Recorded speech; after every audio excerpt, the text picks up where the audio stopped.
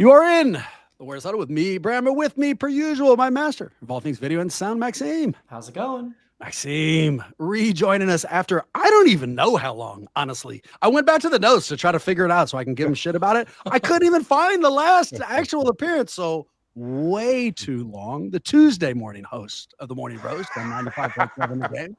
The lead on the Warriors pre- and post-game coverage, the undisputed voice of Bay Area sports, a Golden State expert who I pepper with texted questions probably far too much, the all-time prediction leader on this podcast, which I fucking hate to say, and a guy whose height, salary, and marital status all pop up on Google if you type in Bonta.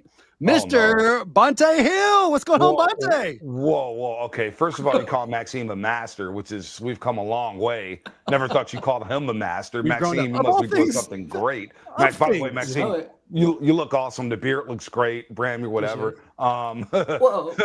Hey, Bram, Bram's Bram, whatever. Maxime, you look like you're in incredible shape, man. I would like to share my Google screen right now. Okay, just give me a second. I'm going to show you. So the true story, just getting ready for your appearance. I always Google the guests just to see recent takes, that kind of shit. I get Bonta, H-I-L, don't finish the second one, and it shoots out. Bonta Hill salary suggested. Bonta Hill height suggested. Bonta Hill, is he married suggested? Wow. And then the last one, Mark Willard just says that just fucking randomly, even though you don't do the show. So I will tell you, Bonta, I didn't click on marital status. I didn't look into that, but I looked into salary and height. I did look at that. I don't know if it's accurate or not. Salary and height. I'm curious. What did it say for salary and height? So there you go. So the both are Reddit posts. The height was, I stood next to him once, and I swear he's 6'4". So that, it wasn't really sourced. It was there. The Reddit said that they looked up NBC Sports Bay Area host salaries, and they start about 170. I'm sorry, 107. And they said, but it wouldn't surprise me if they gave Bonta a 30% hit because because he's good at what he does. So there you go. Don't neither confirm nor deny. Reddit post? I didn't look at the date. I'm not sure. Listen, fella, Bram, Maxime, it's always good to be on the Warriors Huddle. It's been far too long, first and foremost, and I love this type of conversations because I can have them with you guys. My fiance had looked up Reddit one time, and she goes, babe, do you know they have a thread? This is like 2 or 3 years ago. They had a thread about how much I made. And it went from $1 million to, oh, he's cheap labor. Pardon me. He's cheap labor, $90,000. It went from all over the place. And usually Reddit just crushes me. Like, they crush me for everything. Like, Reddit is I thought Twitter was bad, /X. Reddit's a different avenue now. I was like, you know what? I'm not going down that road. Reddit is just gnarly. Yeah, well, here's the end of that story. I typed in Maxime and said, nice beard. I typed in Bram and said, who? I got nothing to there. It didn't fucking go into one location. So, yeah, you can't win. Mark Willard? Where's the Mark Willard thing? I don't know. I didn't look it up. I didn't get that far down, but I was super entertained by it and immediately wrote it down in my notes because I wanted to throw it back. That's incredible. In your direction because I knew we'd have you. But we miss you, man. I miss you guys too, man. Yeah, and so we need your takes on the Warriors. Let's organize it. Yeah, we're still doing the same old shit here. Our first segment continues to be glass half full. That's where we look back, recent Warriors hoop, give us something we like. We don't. We're kind of an in-between on what feels to be the 50th back-to-back. The Warriors are getting ready to play in Sacramento. They just beat Phoenix. For you, Bonta, it doesn't have to be just that last game because we haven't heard from you. So things that stick out, man. What do you think of this season so far? I mean, the obvious is Jonathan Kuminga, right? Leading the team in rebounding per game. He's become consistent after a long saga during the offseason where it was all about him. And it felt like 80 to 85% of the fan base was like, yo, kick this guy to the curb, get whatever you can from him. And I think, wow, where would the Warriors be without him? Yes. So JK, his consistency, top of the charts, right? Especially his athleticism. And look, you're not going to stop great offensive players, but the fact that he's taken on the challenge of guarding Luka Doncic, trying to guard Aaron Gordon. Now, you can't be going under screens when he's red hot for the three-point line. You got to learn from that one, right? But he's taking on those challenges, Jamal Murray, whoever, James Harden with the LA Clippers. So I think that development of JK kind of growing into his own, which I've seen flashes of this over his first 4 years of the season. So it doesn't really surprise me, especially coming off that Minnesota series where it felt like everybody talked about, oh, well, they didn't win and he didn't rebound enough. Well, can we talk about what went wrong in the Minnesota series? he was on the bottom of that list of what went wrong against Minnesota. So that's number one. Number two, the development in the starting five. I thought Al Horford was going to start, and he's off to a very slow start to the season. So they're going back and forth with Quentin Post and Brandon Pajinski. And Quentin Post has had, he's starting to come around a little bit. Now, the consistency is the thing, right? He's a young player, second-year pro. He's going to be the stretch five. But I like the tandem I saw against Phoenix with TJD and Quentin Post. I was impressed with that. Moody at home has been really good. On the road, hasn't been really good. And then you get to, obviously, this is going to be a season where we talked about it all season. The old guard, the experienced ones, right? Steph being 37. Jimmy being up there in his mid-30s, and as well as Draymond Green. And as we record this, Steph is not going to play in Sacramento. Yeah. Jimmy Butler's not going to play in Sacramento. Draymond Green, I think he's gotten off to a slower start offensively. Defensively, you still see some of the good things that he does, great things that he does defensively. But the age thing is looming large in the first 2 weeks of the season. The fact that they collaborated during the meeting after that tough 2-game road trip to the Midwest where they lost to Milwaukee shorthanded without Giannis Antetokounmpo, and they lost to, I thought, the Noblesville Boom, a.k.a. the Indiana Pacers, on that road trip. I swear to God, I Quentin Jackson, Zeta and I on the pregame show didn't bring up Quentin Jackson one time. That's Just worry about Siakam and Neesmith and you'll be all right. And next thing you know, we're like, we'll be talking about Quentin Jackson on Sunday when the Pacers come to town. And by the way, they've never lost to Chase Center in their history whenever they visited the Bay Area. So the age thing is going to loom large on how Steve Kerr and company manage the minutes of the old guys. It is what it is. And everybody says, they're going to be ready for the playoffs because it's a slower pace. Well, can they get to the playoffs? Right. We are a long way away. And in the first 2 weeks of the season, fellas, we're already talking about load management. So it's that and then the pace of play. When they're playing faster teams, you're older, you're not as athletic, you're getting run off the floor. Or you're not able to put teams away like Milwaukee, who had Ryan Rollins in the ultimate he didn't want you game, and he drops a career high. The Indiana Pacers, Quentin Jackson, Neesmith, and Siakam get to any spot that they want to, and you can't put them away in the fourth quarter after building an 11-point lead. The pace of play from these younger teams, more athletic teams, is showing on paper. They're having a tough time hanging with that. So all those are my takeaways for the first 8 games of the season. Maxime, anytime we have a great guest on, I mean, Bonta obviously fits that bill. Don't let me let them go fucking first. They take up all the points, dude. Like, what the fuck else am I left to say? He said all the shit. Batting cleanup. Really, I'm just going to agree with what you already said. Here, I'll add one new thing. You know what I like? I like watching Draymond Green stop 3-on-1 breaks on his own. Yeah. We had a couple of those last night, and in a season that already does have me a little worried about age, we got a question about that coming up. Having vintage moments of Draymond back, loved, and we saw that. And we still have vintage Draymond turnovers and all the other shit, but positive things now. Yeah. I'll give props to Moses. Moses saved my night last night. I'll share that story a little bit down the line, but his shooting has been a revelation. I looked up today. He's shooting 50% from three so far. Small sample size, but nice to see. And Quentin Post, dude, I agree with you there too. Love his development. You know what I like about him? The fuck you that he has. Yeah.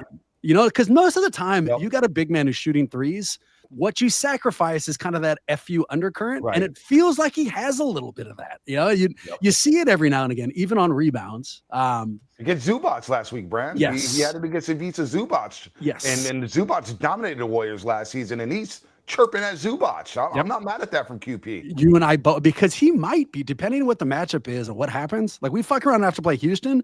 Quentin Post is suddenly a really important piece, and so what he's showing us now matters. Things I don't like, I don't know what it is. I'm not smart enough. I have not been in the NBA to be able to answer this question.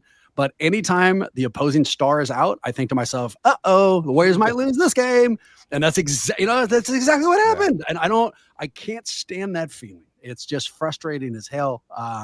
And just the inconsistency, which we'll explore in a second. But Maxime, I'm not sure if we left anything on the table, but there's no meat on that bone, buddy. Well, hey, actually there is, because look, even though Jimmy Butler only played 15 minutes last night, he was a team high plus 17, which I think is impressive in its own right. He brings something that I'm still so stoked that he's on this squad, because When we need it the most, he always tends to show up, right? With like a clutch layup or whatever it is. I just love seeing him. And then I think you see the way he's taken JK under his wing. And I feel like Yeah. I'm seeing Kuminga behave more the way, kind of like a Jimmy Light. I'm not saying he is yet at that same level of reading the game, but you can tell that there's something happening, not just by osmosis, but clearly by intention. Loved seeing QP go 3 for 3 before missing the fourth three. That was just, it felt really, really good. I thought maybe he was going to have an Aaron Gordon 50 spot or something.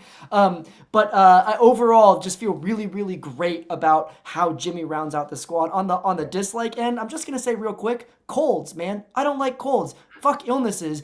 You could tell that Steph was feeling off. Obviously, he's not playing tonight. That really bums me out. In general, I tune in because I love this team, but I love Steph Curry. And when Steph Curry's not playing at his best, it makes me a little bit sad. So love that we won the game, but sad that we had to have it in that fashion. I like the random shot that Steve Kerr paid the medical staff yesterday, because he comes out. I mean, afterwards, we all kind of find out how sick Curry is, and then Kerr says, "Look, I don't care. I don't care what we hear from the medical staff. He's not playing tomorrow." And Bonta just confirmed he's not playing. But what that suggests is there must have been some conversation before the game where the medical staff told him, "Nah, it's good. He can play." And for Kerr to then come out and be like, "I don't give a fuck what they tell me this time. Like, F them, dude." Like, if I was that physician who said on the okay, like, you didn't have to include my name, like, just keep him out. Okay, he's not playing. All right, Bonta, to our golden questions. So this is our mailbag. People write in. They occasionally ask personal questions. They always have stuff dealing with the Warriors. And I'm going to paraphrase this first one because we've already talked about it. What they're asking about is how concerned should we be about the Warriors' age? But let's put a number to it. So scale of 1 to 10. 1, I'm not worried at all. It's too early. Who cares? This is nothing to worry about in any way. 10, I'm so worried. Cancel the season. There's no reason to do this. This thing is going to screw us for sure. How worried are you about Golden State's age? I'll split it right down the middle. 5. Why? And I tell you why. First of all, we touched on this last postseason. I don't know if I've joined you guys during the playoffs, maybe, but something that I don't mess with NBA history.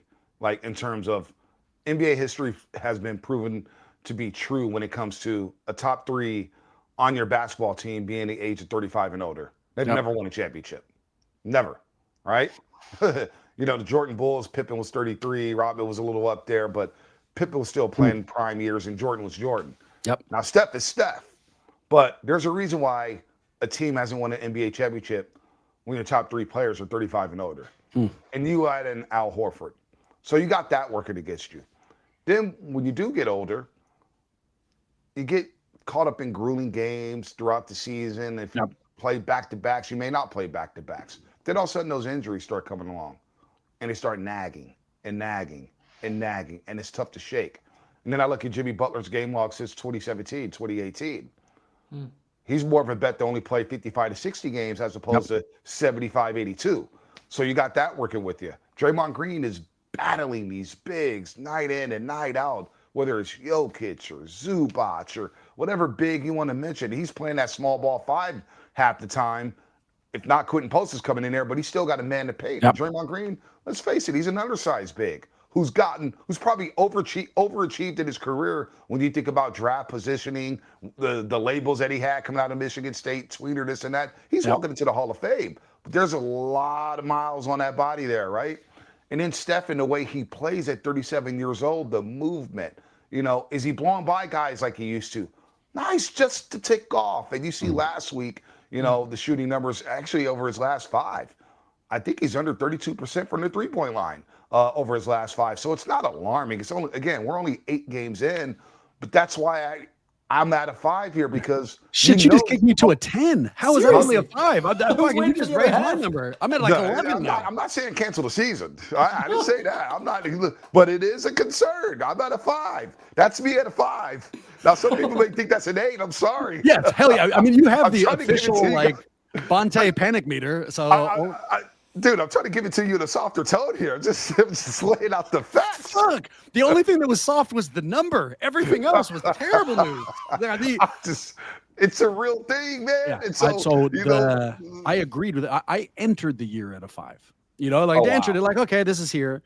And then they lose the game to Portland, ostensibly because of how late they came in. We had Sam Gordon last week, who mentioned, by the way, off air, how much he liked you at a time when I thought he was going to tell me how much he liked me, and I didn't like any of that interaction. I almost texted to say that, but I didn't want to give you the credit. Yeah. But I figured that. yeah, there you go. Sam points out that they got in at 2:30 a.m. and that played a very large role in why they lose. Jimmy's already missing a game tonight. There are, Horford, we're already, so like all these things are already happening. We're less than 10 games in. I'm up at like a 7.5. I hope that, I am hyperbolic on all of this shit. No, And so, I bet with Phoenix, hey, real quick, Brem, I bet Maxine, when Phoenix cut the lead to 7, 92-85, Brem was like, oh my gosh. Okay, fuck you. Here's my story. I was going to save it for later. I'll tell you right now. Bonta, you're a Bay Area kid, but in SF, not Oakland, so you may not be familiar with Eastmont Mall. Eastmont Mall. Eastmont Mall. Okay, there you go. And the guy it's been in every rap song. There you go. All right. I used to go there as a kid. My mom would bring me there to movie. They had a really shitty little movie theater we used to hit. And then for years I stopped going because it's kind of shady. The only time I would see it is driving to the Coliseum, going down Hagenberger. And the Soul Beat TV network #1 used to be across the street from it. But in the last 25 years, Monte, I have been to Eastmont Mall twice. Once about 2008. I decided to hit the McDonald's there just because I was feeling myself. I was like, fuck it. I'm from Oakland. I'm totally fine. While we were there, it got robbed. I was literally in line and the fucking thing got robbed. And I thought to myself, what am I doing here? Like, God damn it. All right. Second time I was there. Second time I was there last night, Bonta, because apparently that's my polling place. I had to vote. I thought I was going to go across the street, typed in my address to the little website. It told me Eastmont. So, if that's how I fight Trump by going to Eastmont, then it is what it is. But I go down there and I have to wait in this long ass line. My head is on a swivel. I'm on, it's PTSD. Dude. The last time I was there, fools got robbed, but it goes fine. I come home, right? And the Warriors are up pretty big. And I'm thinking to myself, this is all I need. Thank God I can relax. And then they start throwing it away and I lost my shit. And I didn't take it well at all. So you asked, I didn't take it super well. Hey, Brad, I'll make you happy. If you bet on the game, they cover by a hook. Spread was 10.5. They won by 11. Somebody out there was happy. Go figure. Yeah, well, I didn't have shit on it, not me. But thank God. I'm just tracking. I'm not betting. There's, I got a wire on right now, man. Who knows if the FBI is listening to this podcast? Yeah, Chauncey Billups. Do I see Chauncey behind you? Is he organizing shit? Or I do not bet. I'm just saying, I just track these things. It's very interesting to me. It's the game within the game. That's all. I am, to go back to the original question that was not about Eastmont Mall. I have 7.5, solid 7.5 as far as how worried I am about age. And Maxime, let's change the question. I don't know if you boys have followed this. Bill Simmons, a big podcaster, I find him very entertaining, was recently quoted kind of tongue-in-cheek that Adam Silver hates the Golden State Warriors. If we've got that clip, let's play it now. Golden State is the one that I really vacillated on whether they're an actual contender or a possible contender. And here's why I made them possible contender. I think there's a real chance Adam Silver hates Golden State because I can't think of another explanation when I look at the schedule. 17 days, they have 10 games and they're basically all in different locations. That's a fuck you from the NBA schedulers. One of the oldest teams in the league. Yes, and that's why. Maxime, obviously they're joking, they're laughing as they say this, but this schedule is wild. It is a bananas fucking schedule for a team that is old. It'd be hard if they were all 20 years old. They are not. Do you think there's any a grain of truth in this? Is there any FU from the NBA towards Golden State with this schedule? Well, you said that we were on our 50th back-to-back. I'm pretty sure you undercounted that, but I'm not going to go back and do the math. I was listening to that episode of Bill Simmons' podcast, and my ears really perked up when he said that. I didn't exactly expect him to go into that direction, but we can leave that aside because your question stands. It's more, I think, I love a good conspiracy theory, but Steph is still one of the biggest draws in the league, right? You got to get him in. You got to get him in early. You got to get him on national schedules as much as possible. Like, that's what this is about more than anything else. Which then it's like, okay, well then does Adam Silver actually hate the Golden State Warriors because they let everybody rip and he's got like gashes across his arm after every single game. The way that we're allowed to watch him get officiated or not officiated is pretty bananas, right? And you would think that he would want to protect his star player. But regardless, we've gone down that rabbit hole one too many times already. So I will just say, no, I don't think it's because he hates Golden State, or at least that's not the reason, because clearly he's trying to put us on as much as possible. Bonta, here's a question I've been arguing with people about, and honestly, I'm very anxious to hear what your opinion is. So let's assume every team has a tough portion of their schedule. It's going to happen. I mean, you can't. It happened at the beginning of the year, middle of the year, end of the year. If it was up to you, let's say you're Mike Dunleavy, and the NBA secretly calls you and says, all right, you're going to have a tough stretch, but it's up to you. You can have it either in the beginning of the year or the end of the year. Which would you prefer? When would you want to have the toughest portion of games? Beginning. Why? Get it out the way so I can coast in the spring, and you can set your rotations. You get healthier, and then you're ready to roll for the playoffs, especially for an older team here. And I vehemently disagree with Bill Simmons. You see the World Series ratings; they were through the roof. And everybody, look, he had the last 2 years. You had Dodgers, Yankees, Dodgers, Blue Jays. There's a lot of star power on both sides. Of course, it's going to crush Oklahoma City and Indiana. Not too many people know who Tyrese Halliburton is. Shai Gilgeous-Alexander plays a brand of basketball that a lot of people are not fond of. Sure. He's from Canada. Sure. Chet Holmgren, nobody really knows him yet. You know what I'm saying? We know him because we're basketball junkies, but does the nation know him? Yeah, sure. You know what I'm saying? And then the year before, who did you have? Boston and Luka and the Dallas Mavericks. Well, we know people don't like the way Luka plays. They don't like the way he complains. Yep. A lot of people don't like Kyrie for what happened in Brooklyn and what he said in Brooklyn. We don't need to get into that. So, of course, baseball's going to smash on the NBA in the finals. But with that said, you don't think Adam Silver's saying, boy, if I had Steph Curry, we'd be able to battle with the Dodgers and the Yankees. So I think he wants to go to State Warriors to be great. And maybe that's why he stacked the schedule. It's funny, true story.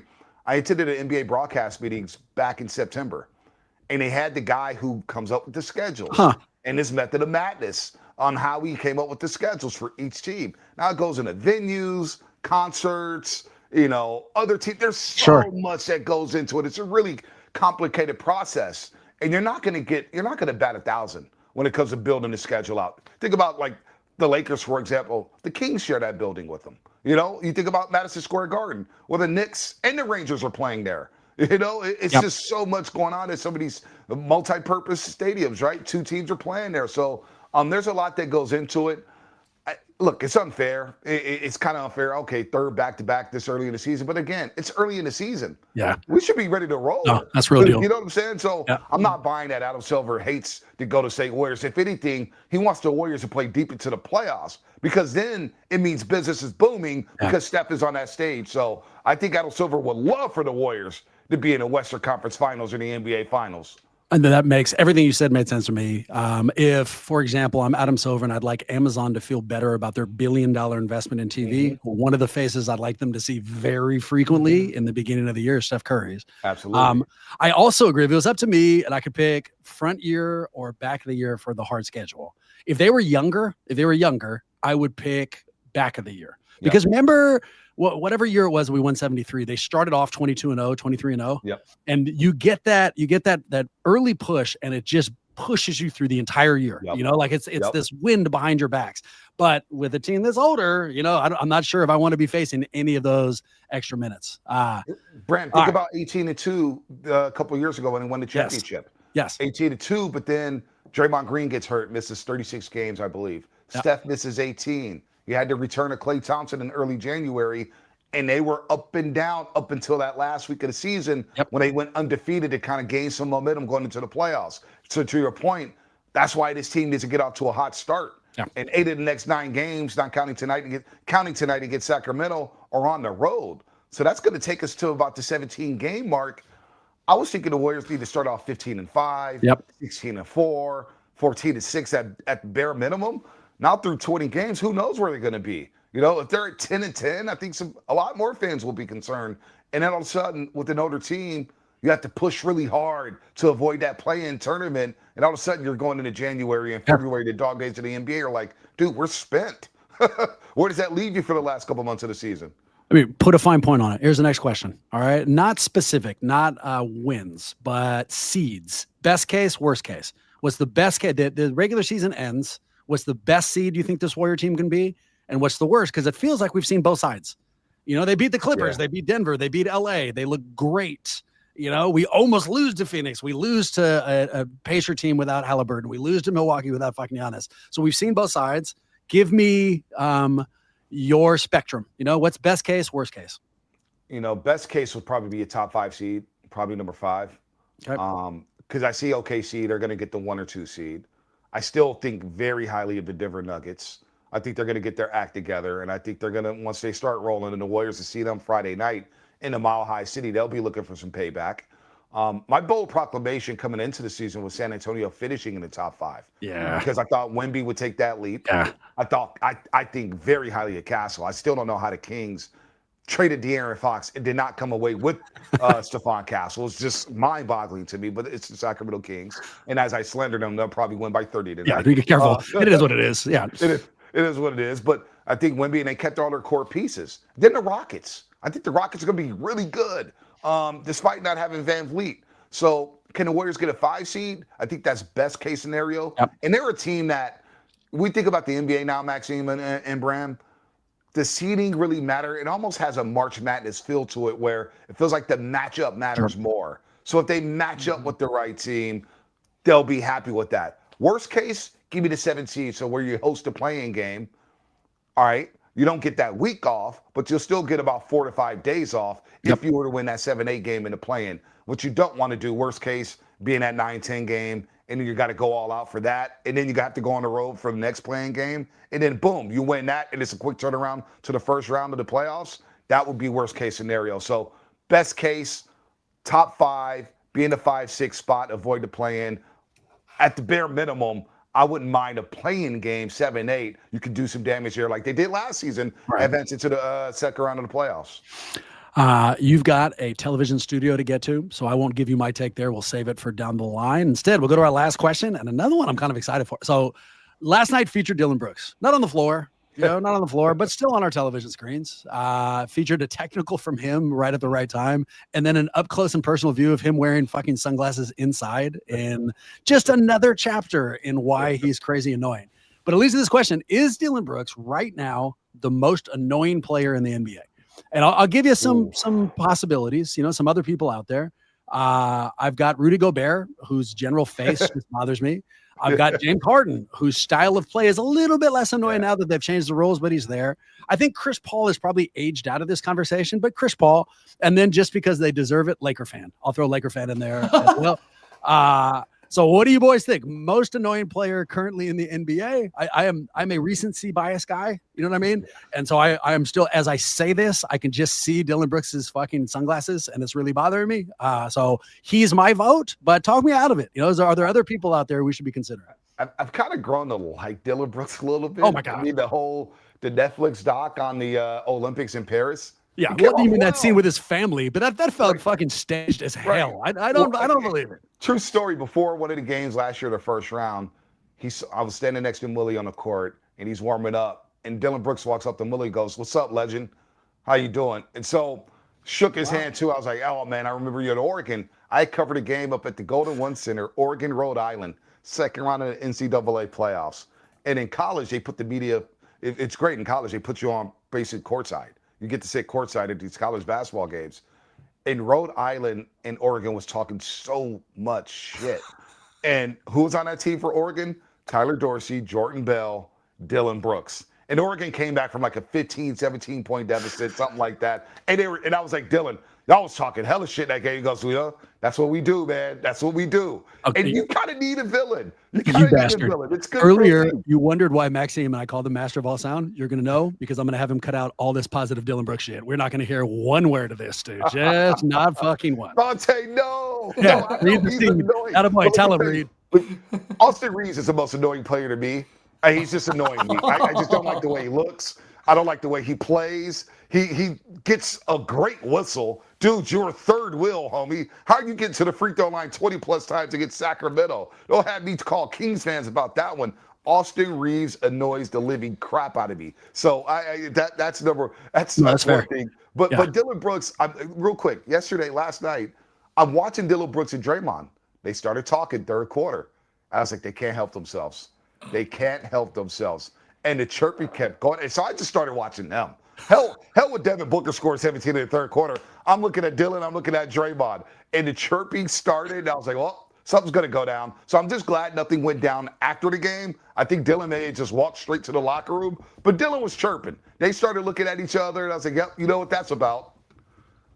The Houston game 6. My wife and I go. We get upgraded at halftime. I'm now sitting behind the Houston bench, and you remember that game when they got their asses kicked. Oh, yeah. And at one point, Dylan Brooks is on the exercise bike that the players use to keep in, to keep hot before they go in. And so he is. If I had reached out my left hand, I would have been touching him. Yeah. And my wife makes eye contact and is basically like, you need to remember you are fucking a grown-ass man. Like, just don't say a word. Do not fuck this up. And shockingly, no interaction. I'm more afraid of my wife than I hate Dylan Brooks, which, it is what it is. Here we are. Maxime, add Austin Reeves' headband to the list of incredibly annoying things because he's absolutely right. Who do you pick? Your most annoying player in the NBA is? Well, so I just got to say, I think, Bonta, you completely redeemed yourself, right? Reed Steed's in the comments freaking out, and then you go ahead and basically just bash Laker fans and Austin Reeves at the exact same time. It was a masterpiece. Nicely played. An absolute masterpiece. Start a fire and know how to lay out. That's why you're the best in the biz, I mean, look, first of all, I also got to say, if you're anybody besides a Golden State fan, you're probably saying Draymond Green to answer this question. And I think the main difference here is, first of all, a little bit of ageism, right? Like Dylan Brooks is only 29 or something, right? I was at a coffee shop the other day, and somebody admitted, the barista admitted that they were born in '97. Before saying, while Stevie Wonder was playing, they were like, "This guy's so funny," talking about Stevie on the radio. I was like, "What is he even talking about?" I'm like, I can't. Like, and I got some friends that are still in their 20s and stuff, so it is what it is. But like, I think there's a generational thing because I can't stand the sunglasses. He's like a Drake wannabe, and it really bums me out. Which is all to say, Dylan Brooks, again, recency bias. He has enough history with us now. Chris Paul was on the squad, so I'm over that for the time being, and he looked a little bit old, frankly, at this point. So I'm leaving him off the side. I'm giving it to Dylan Brooks as well. Remarkably, he dresses like a star. Like he carries himself like the one. I tell you what, I did find it hilarious because he's annoying. Don't get me wrong, he's annoying, but I find him hilarious. His first ever game with the Phoenix Suns, he took 10 shots in the first 7 minutes of the game. Think about that.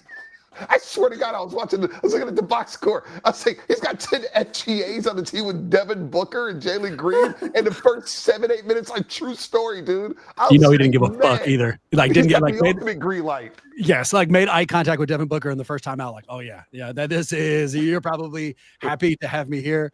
I'm gonna end us out here with a super fast Judgment Theater. Yeah. So the question is, would you ever wear sunglasses inside for like a while? Right? Not the move of like you go in from outside inside and you have them on. You have them on for longer than 90 minutes. Don't say shit. God damn it. We were gonna guess on you. All right. Let's start with me. We'll go to Bonta. It sounds like we already have an answer. But gentlemen, what do you think? Have I ever worn sunglasses inside for longer than let's say an hour? Absolutely. You're from Oakland. You went to Skyline. You hang out with the brothers, man. You got turned out for a second, Brad. Listen to the way you speak, dude. I know all your boys. There's no doubt, Maxime, that he's definitely rock glasses indoors. Maxime?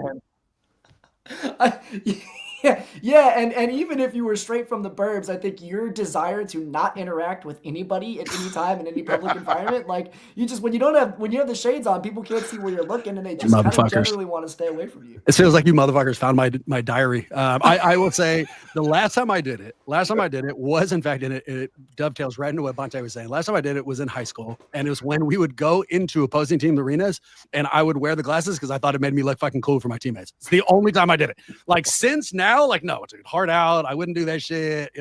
Even if they're prescription, I would take them off. Let's jump to Bonta. It sounds like we already have an answer. I was going to say yes for you, but not because that's your normal personality, but I can see you doing it in like a skit for the radio or some shit. Like you're in there in chasing her or whatever. But given your body posture and what you've already said, I'm just going to say yes. No hedge at all. Yes, dude, you definitely wear sunglasses inside. I've done it on air just to piss off Joe Shasky, the butcher, because he's like, I want my quarterbacks to have flip phones and be straight edge. And I'm like, dude, get some swag in your life, bro. You're from Frisco, man. From San Francisco, dude. Get some swag in your life, Shasky. Come on, man. So I would do it to piss him off and annoy him to see if he would say something. And his wife would probably be like, why is he wearing glasses indoors? Because I can, Michelle Shasky, all right? Not only that, I walk in the airport and sometimes just forget they're on, and I'm like, that's a different thing. Good. Yeah, it different blocks thing. the lights, but I kind of like the look. I mean, it's I don't judge anybody if they want to wear shades indoors. You know, we all have our reasons. Let's go. I kind of like the look is the line of this podcast for sure, which leaves mysterious ass Maxime. Bonta, these are fucking impossible with Maxime. Who knows on whether or not he wears sunglasses? I'll say no. I'll hedge no. I think that he would be willing to, but I also think that it would make him feel uncomfortable. And like there'd be some rationale about why not. Bram, he's too worried about how people would judge him. Yeah, it could be. He thinks about that stuff, Maxime. Yeah. I can tell. He would think he wants to. He's looked at people saying, it's not bad. You know, he sees Beyonce or Jay-Z sitting courtside. He's like, I like the little aviators on him. Oh, that's kind of cool. But he won't do it because moms and pops and his family and his buddies like, yo, dude, Maxime, what are you doing, dog? I like this. What are you doing? He's worried about what people would say. Yeah. He wants to, but he won't do it because he's worried about what people would say. I like this. He gets out of the house, they're still on, in the car, still on, gets to the restaurant that he was planning on wearing them, and then right before he gets past the maitre d', takes them off because he doesn't want, he doesn't want them to see. Yep. Maxime, what's the answer? So first of all, you're not entirely wrong. In middle school, my band director wouldn't allow us to wear hats inside, and I'm still currently sweating a little bit that I'm wearing this hat indoors. Sure. So not far off there, but the reason that I do not do it is I believe in eye contact, right? And if I have my sunglasses on, people can't tell that I'm making eye contact with them, and I appreciate the same thing in return. In fact, I just drove by a person who was in the way trying to get into the intersection and kind of mucking up traffic for everybody. And as I drove by, I noticed that they were wearing their sunglasses, and I was like, that fucking dude wearing his sunglasses. And that was in the car, you know what I'm saying? So I need eye contact. I don't love when other people have sunglasses on. When I'm talking to them, even if we're outside, I take my sunglasses off because I'm trying to connect with the people. The only thing douchier than wearing sunglasses inside is wearing sunglasses inside and then tipping them down to make eye contact occasionally and then putting them back up. So, yeah, there you go.